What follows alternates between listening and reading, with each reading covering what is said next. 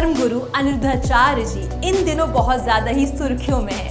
पहली वजह है कि उन्हें बिग बॉस 18 का ऑफर दिया गया था और करोड़ों की रकम उन्हें देने की बात की जा रही थी।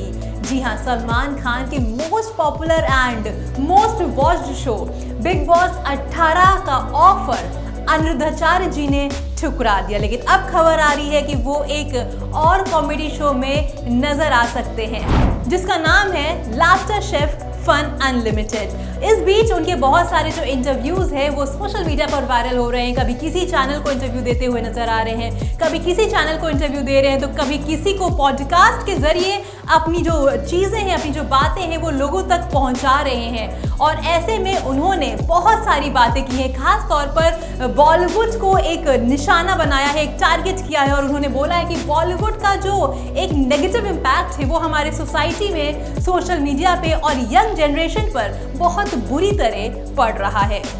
जी हाँ, अनिरुद्धाचार्य जी ने बॉलीवुड पर गुस्सा जाहिर किया है और उन्होंने बोला है कि हमारे सिनेमा में जो कुछ भी होता है, जो आम जनता है, जो समाज के लोग हैं, वो उसे बहुत ज़्यादा फॉलो करते हैं। और जिस तरीके से शराब का सेवन, सिगरेट, गुटखा जिस तरीके से इस्तेमाल किया जाता है मूवीज़ में, वो एक बहुत ही नेगेटिव इम्पैक्ट डाल रहा है हमारे सोसाइटी में।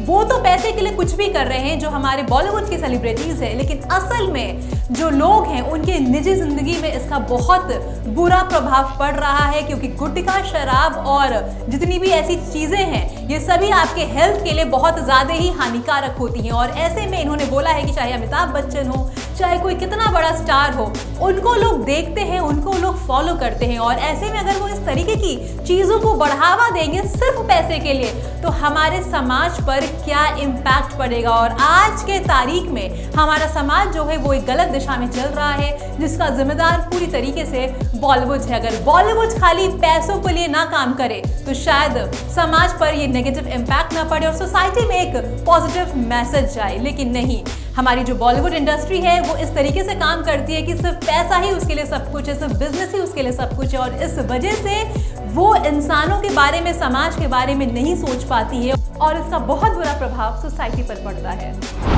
सेवा करता हूँ, माताओं के चरण दबाता हूँ और अखंड रसोई चलती है गौरी गोपाल में। 30,000 लोग पर डे भोजन करते हैं जी। सेवा करता, ये दास सेवा करता है, भगवान सेवा करा रहे हैं। तो सेवा में हम बिजी रहते हैं, कौन क्या सोच रहा है, क्या कर रहा है, उसके लिए समय नहीं है। अपने काम में मेरा सिद्धांत है, मेरा सिद्धांत संतों का, मैं संतों को ही फॉलो करता हूँ जी। जो हमारे संत हुए हैं, ऋषि मुनि हुए, जो वर्तमान में भी संत हैं, सबको ही फॉलो करता हूँ। हमारा सिद्धांत है कि बुरा जो देखन मैं चला, बुरा ना मिलिया कोई, जो दिल खोजा आपुना, मुझसे बुरा ना कोई। बुराई देखना है तो खुद की देखो। मैं खुद को ही देखता हूँ कि मैं कितना अच्छा हूँ, मैं कितना बुरा हूँ। मैं आत्मचिंतन करता हूँ कि मैं कहाँ हूँ जी।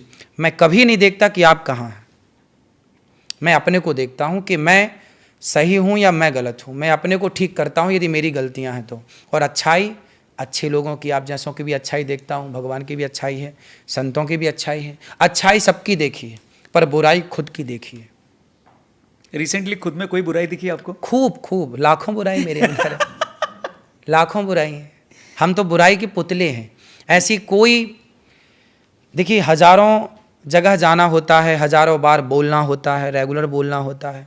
कई बार जो नहीं बोलना चाहते वो भी मुंह से निकल जाता है, शब्दों की त्रुटि हो जाती है।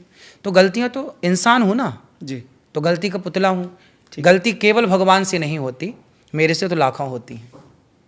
तो बिस्कुट को जो आपने बिस्कुट बोला था वो गलती थी या आप मानते भी हैं उसको? नहीं, वो तो मैं खाता नहीं बिस्कुट, वो तो जहर ही है। बच्चों को भी डरा दिया। मेरे बेटे ने देखा वो वीडियो, सारा पैकेट उसने डस्टबिन में डाल दिया। फिर अच्छी बात भाई, फल खाइए, अंकुरित अनाज खाइए जी। आपके हित की बात तो है। देखिए, मैंने बिस्कुट कह दिया तो लोगों ने बड़ा ट्रोल किया, बड़ा मजाक उड़ाया। और देखिए, तो ये निकल गई थी या आपके मन में थी ये बात? सही है जो मैंने फिर क्या बोला, जो मैं बोलता हूँ वो सही है।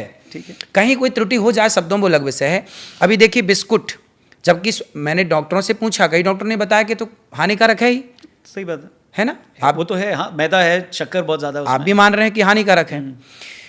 देखिए, मैंने बिस्किट के बारे में कहा तो लोगों ने मजाक उड़ाया, जबकि ये हानिकारक है। लेकिन दाने दाने में केसर का दम, सुपर डुपर स्टार खूब बेच रहे हैं। जी बताइए, इसका किसी ने विरोध किया? मतलब जो सही कह रहा है बंदा जी, उसका तो आप विरोध करेंगे, और जो खुलेआम बाजार में गलत चीजें, अब गुटखा बताइए कहाँ दाने दाने में केसर कदम होता है।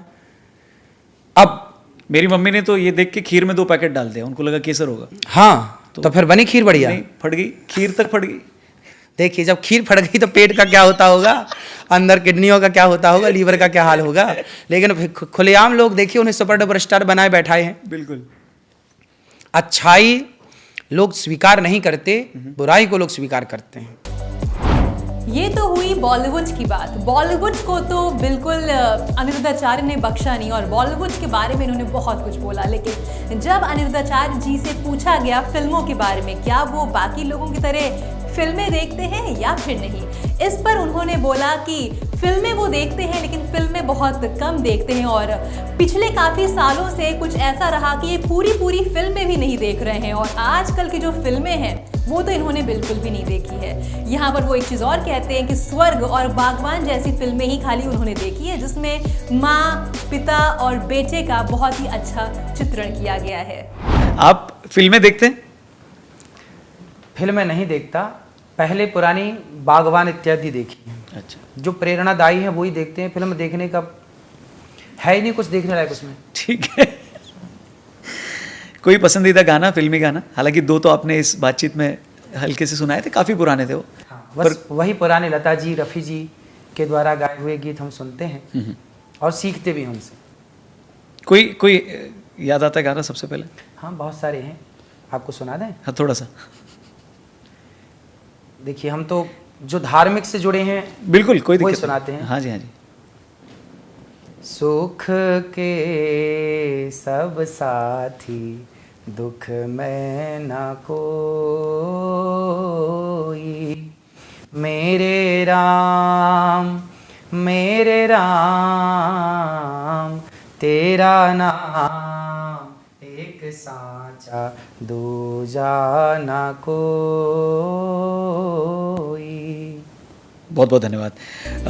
बॉलीवुड की तो बहुत बेइज्जती हो गई। फिल्मों के बारे में अनिरुद्धाचार्य जी ने बता ही दिया कि उनको फिल्में देखना आजकल की खास तौर पर बिल्कुल भी पसंद नहीं है। यहाँ एक टॉपिक ऑफ डिस्कशन और था, वो था क्या अनिरुद्धाचार्य जी चाहते हैं कि उन पर बायोपिक बने। इस पर वो कहते हैं कि मुश्किल है, हालांकि मैं जैसा भी हूँ मैं अपने लाइफ में संतुष्ट हूँ, खुश हूँ। वो कहते हैं जब गौरी गोपाल आश्रम में मैं वृद्ध माताओं की सेवा करता हूँ, उन्हें खाना खिलाता हूँ, उनके पैर दबाता हूँ, तो जो खुशी मुझे तब मिलती है, मुझे लगता है मेरी लाइफ जो है वो सफल हो चुकी है, मेरा जीवन जो है वो सफल हो चुका है। इतना ही नहीं, वो ये भी कहते हैं कि जब सोशल मीडिया पर मेरा कोई वीडियो आता है और वो वीडियो किसी के आंखों में आंसू नहीं लाता, बल्कि वो वीडियो सामने वाले को हंसाता है, तब तो मुझे लगता है कि मुझे अब अपने लाइफ में कुछ और करने की बिल्कुल भी ज़रूरत नहीं है, मेरा जो जीवन है वो सफल हो चुका है। तो वैसे में बायोपिक बने या फिर ना बने, उन्हें कोई फर्क नहीं पड़ता। हाँ जी, लाखों लोग आपके भजनों और कथा वाचन की वजह से आपको सालों से जानते हैं, लेकिन आजकल इंस्टाग्राम पे और सोशल मीडिया पे जो रील्स वायरल हो रही हैं, वो इतनी वायरल हो रही हैं कि क्या वो इतनी वायरल हो गई कि कभी कभी घूम फिर के आप तक भी पहुँची हैं? हाँ हाँ, आती रहती हैं। तो आपका क्या रिएक्शन होता है उसमें? देखते हैं, समय कम मिलता है पर देखते हैं जी। अच्छा है, लोगों को हंसने का मौका मिलता है जी, और सीखने का भी मौका मिलता है। हाँ, सीखना भी है और हंसना भी है, और बहुत कुछ उसमें होता है समझने के लिए। जी, अच्छा है। आज का यूथ इसी बहाने हंसते हंसाते, डॉक्टर है ना, वो इंजेक्शन लगाता है तो पहले रुई से घिसता है ना जी। थोड़ा, फिर इंजेक्शन, तो इसी बहाने थोड़ा हंसते, थोड़ा मुस्कुराते, कोई बहुत अच्छी बातें बच्चों तक पहुँचें और वो सीखें, बहुत अच्छी बात है। बताइए। हाँ हाँ, देखिए, हम सेवा करते हैं ना, गौरी गोपाल आश्रम में 280 वृद्ध माएँ हैं जी, जिनके बेटे घर से निकाल देते हैं। जी। ऐसी वृद्ध माएँ वहाँ पर सुरक्षित रहती हैं, वर्षों से रह रही हैं, सबको खाना पीना दवाई सब निःशुल्क है। तो संपूर्ण भारतवर्ष की माँ, यहाँ तक कि आपकी माँ भी यदि सुनती होंगी तो वो भी मुझे अपने बेटे की तरह प्यार करती होंगी। भारत की प्रत्येक माँ मुझे बेटे की तरह, प्रत्येक लड़की मुझे भाई की तरह प्यार करती है। तो मैं सबका भाई और सबका बेटा बन के बहुत खुश हूँ, और हर माँ चाहती है कि मेरा बेटा ऐसा हो। जब मैं सब माँ के पाँव दबाता हूँ तो हर माँ ये कहती है, देख बेटा, ऐसे सेवा करनी चाहिए।